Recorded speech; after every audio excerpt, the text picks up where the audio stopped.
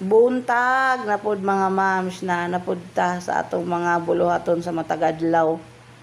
Luto-luto na pod ta mga mams buntag sayo.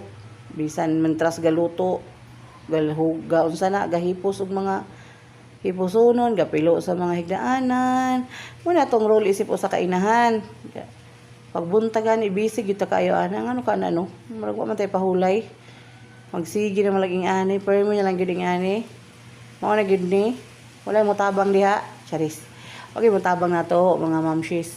Kita ra gyud banat gyud tagi kan sa paghipos, pagsilhig didto, silhig diri. Way kahumanan nga silhig, limpyo bisan asak, plastar sa mga katag. Mao gyud siguro rule nato nga inahan. Mintras galuto na ha, mintras gakapi na. Galihok ana tanan, usahay lagi malimtan lang ang kape. Wa nang kape bugnaw na.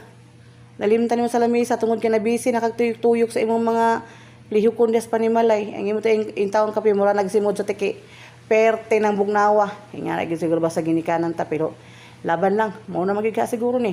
Mao naman siguro role din nato ani.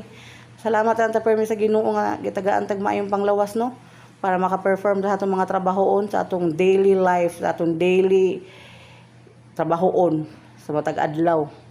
Nga walay puas, way kahumanan, balik-balik. Unsa pa ring abog atong balay nga di man mahuruting abog, kapila mahilig sa kaadlaw na magyapong abog, manigikan nga wala man mikilid sa krasada. Among balay na mas baol. Pagkahuman mo limpyo, imong anak gahulat na sa imong pagkaon.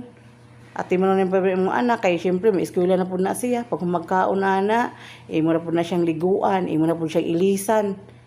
Plastaro na pud niya iyang mga gamit, i-prepare na pud siya para sa school. Kay may eskwela na pud na siya. Ingana nang kinabuhi sa inahan. Balik-balik na kamataga adlaw tapos ubanan pa rin mo na siya sa school. Ako na siyang hulaton kay kinder pa man na siya mga moms. Dito ko na mag-aitang sa school gikan 1 o'clock hangtod 4 o'clock in the afternoon. So pat ka oras ko dito mga momshes no. Nalibak na namo tanan mga katapad namo dito mga inahan nga nagbuhulat sa mga anak.